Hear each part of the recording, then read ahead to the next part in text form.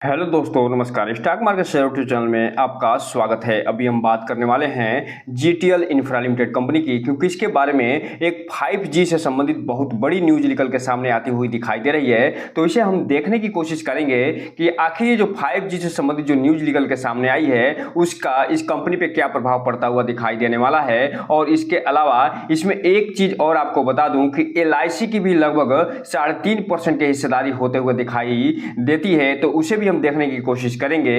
और साथ ही साथ इसके जो Q1 का रिजल्ट अभी आना बाकी है और जो फाइनेंशियल ईयर 2024-25 का जो क्वार्टर ये चल रहा है Q1 का, उसका रिजल्ट की तैयारी भी शुरू होते हुए देखने को मिल रही है। तो ये हम देखने की कोशिश करेंगे कि ये जो कंपनी है वो क्या इसके बारे में न्यूज निकाल के देते हुए नजर आ रही है। इसके अलावा इस कंपनी के बारे में एक चीज और आपको बता दूं कि ये जो कंपनी है पिछले एक महीनों में लगभग 120% का रिटर्न निकाल के दे चुकी है। और इससे पहले जब हम वीडियो बनाए थे तो आपको बताए थे कि इसके बारे में एक जबरदस्त न्यूज निकल के सामने आई थी। उसके बाद इस कंपनी में लगभग 10 से 20% का अपर सर्किट लगता हुआ दिखाई दिया था। तो उसको हम इसके एंड स्क्रीन में दे देंगे, वहां से आप जाके इसके बारे में पूरी डिटेल जानकारी निकाल सकते हैं और देख सकते हैं कि कौन सी वो न्यूज निकल के सामने आई थी जिसके बाद इस कंपनी में लगातार ये कंपनी रॉकेट बनते हुए दिखाई दे रही है। और फिलहाल आज भी इसमें लगभग 5% का अपर सर्किट लगता हुआ देखने को मिला है। और अब तो इसके 5G से संबंधित लगातार न्यूज निकल के सामने आ रही हैं, उसका प्रभाव इस कंपनी पे भी देखने को जरूर मिलता हुआ दिखाई दे रहा है। तो चलिए दोस्तों, बिना किसी देरी के वीडियो शुरू करते हैं।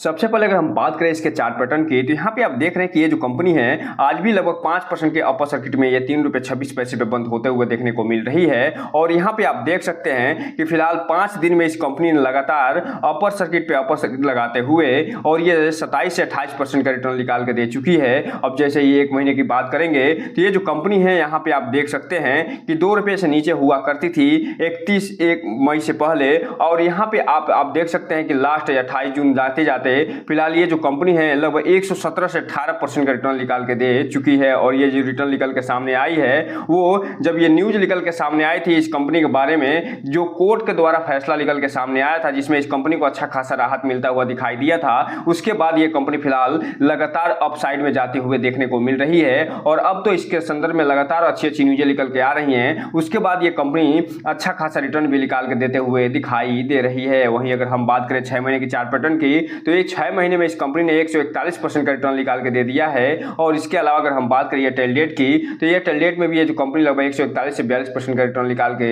देते हुए नजर आ रही है। जबकि बात करेंगे एक साल के चार्ट पैटर्न की, तो एक साल में इस कंपनी ने अपने शेयर होल्डर को 307% का रिटर्न निकाल के दे दिया है।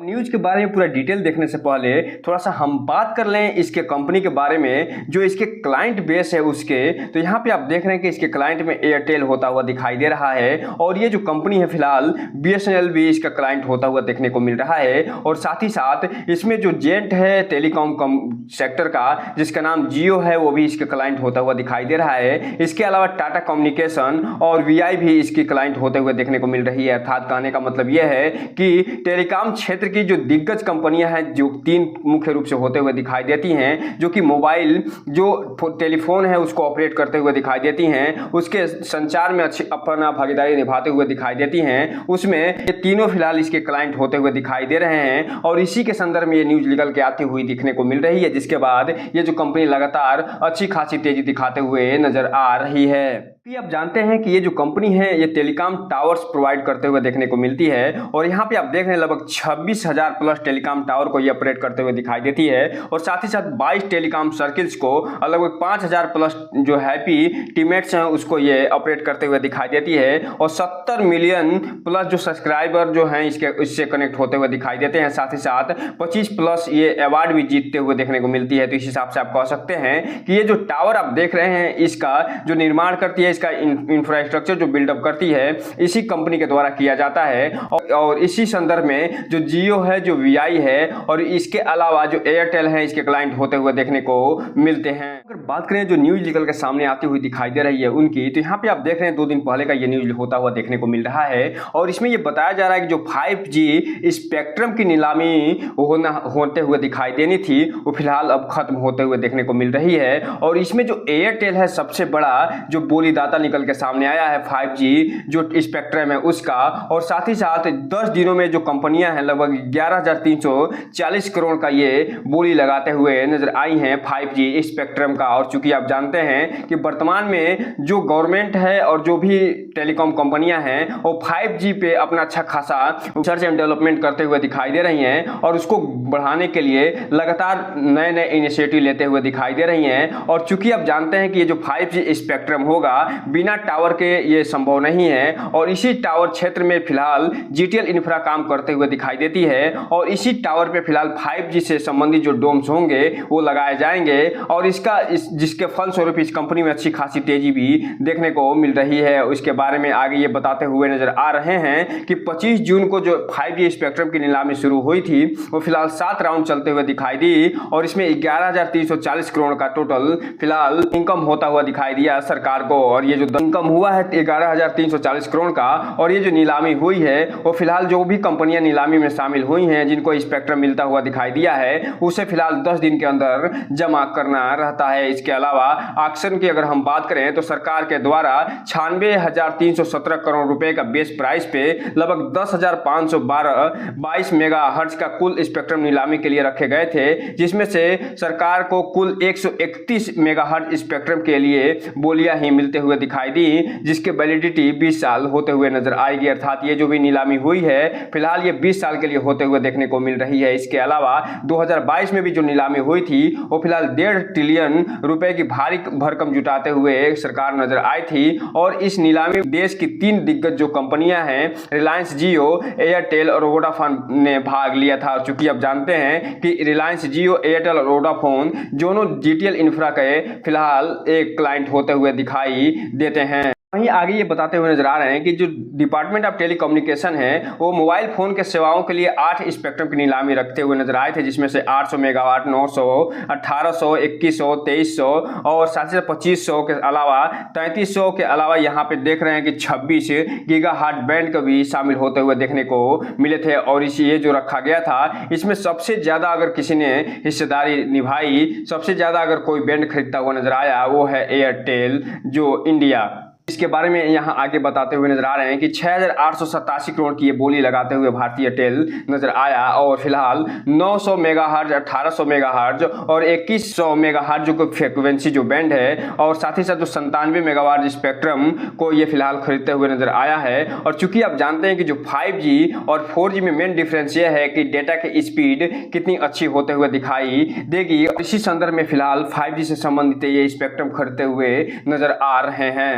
इसके अलावा जो जियो है वो 3,000 करोड़ रुपए का बयाना राशि जमा करते हुए नजर आया है और 5G स्पेक्ट्रम की नीलामी करते हुए नजर आया है। इसके अलावा जो वोडाफोन आइडिया भी है वो भी इसमें भागीदारी निभाते हुए नजर आया है। यहाँ पे हम थोड़ा सा बात कर ले 5G जनरेशन, जो ये 5G की बात की जा रही है उसके बारे में। तो यहाँ पे जो बताया जा रहा है कि ये हाई स्पीड इंटरनेट प्रोवाइडर होगा और इंटरनेट नेटवर्क के माध्यम से ये जो 5G होगा इसे 5वां जनरेशन के नाम से जाना जाएगा।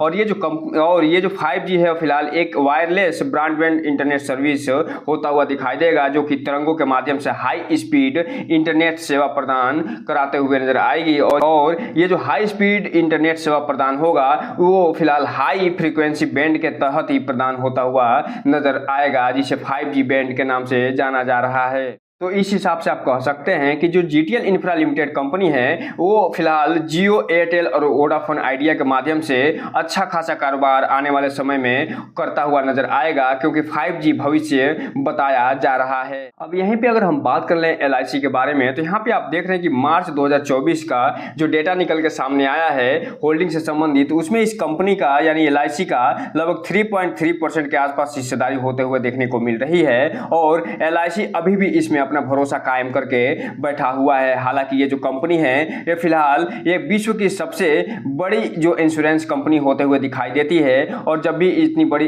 इंश्योरेंस कंपनी किसी भी कंपनी में अपना हिस्सेदारी अगर धारण करती है तो कुछ न कुछ ऐसा देखा होगा जिसके कारण ये फिलहाल लगभग 3.5% के आसपास की हिस्सेदारी धारण करके बैठी है। लेकिन इसका मतलब ये बिल्कुल भी नहीं है कि जो भी रिटेल इन्वेस्टर हैं आंख मूंद के इसमें पैसा लगाएं। रिटेल इन्वेस्टरों को जब भी इसमें इन्वेस्टमेंट करना हो तो अपने वित्तीय सलाहकार से संपर्क करिए और साथ ही साथ इस कंपनी के बारे में फुल एनालिसिस करने के बाद ही कोई भी इन्वेस्टमेंट करने का प्रयास करिए, ताकि आपका पैसा और निवेश दोनों सुरक्षित रहे।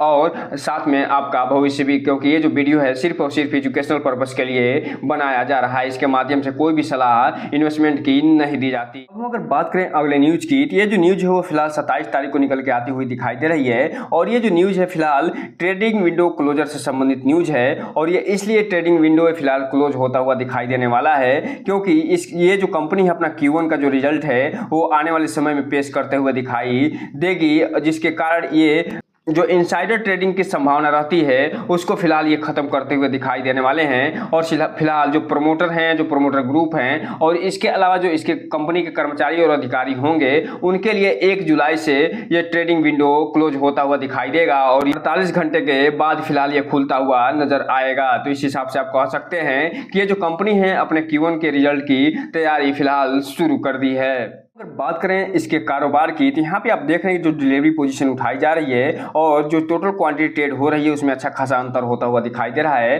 हालांकि ये जो डेटा है एक दिन पुराना है क्योंकि लेटेस्ट डेटा अभी अपडेट होता हुआ देखने को नहीं मिल रहा है। तो यहाँ पे आप देख रहे हैं कि जो टोटल क्वांटिटी इसमें ट्रेड होते हुए दिखाई दे रही है वो फिलहाल 13 करोड़ के आसपास टोटल क्वांटिटी ट्रेड हुई है, जिसमें से लगभग 9 करोड़ जो शेयर हैं डिलीवरी ग्रुप में उठते हुए दिखाई दे रहे हैं, जो ये बता रहे हैं कि इस कंपनी में अच्छा खासे वॉल्यूम के साथ ट्रेडिंग हो रही है। और किसी भी कंपनी में अगर करोड़ों में ट्रेडिंग होती है तो पक्का कोई ना कोई ऑपरेटर इसमें घुसता हुआ दिखाई देता है। और यहाँ पे तो 13 करोड़ के आसपास फिलहाल क्वांटिटी ट्रेड हो रही है और 9 लगभग करोड़ के आसपास डिलीवरी उठाई जा रही है। तो आने वाले समय में जब इसका डेटा निकल के सामने आएगा तो आप देखेंगे कि ये जो कंपनी है इसमें अच्छे खासे ऑपरेटर की भूमिका देखने को मिलेगी। और ये ऑपरेटर कहां तक सक्रिय होते हुए दिखाई देंगे ये तो कहना मुश्किल है, लेकिन जो भी रिटेल इन्वेस्टर है थोड़ा सा इसमें ध्यान से आगे बढ़ने की कोशिश करिएगा, क्योंकि कोई भी पेनी शेयर जो होता है वो फिलहाल जब कम प्राइस पे रहता है तो उसमें ऑपरेटर की भूमिका देखने को जरूर मिलती है। इसलिए इस कंपनी पे नजर बना के रखिए और इस कंपनी को अपने वॉच लिस्ट में शामिल करिए, क्योंकि आने वाले समय में हो सकता है कि इस कंपनी का काया पलट भी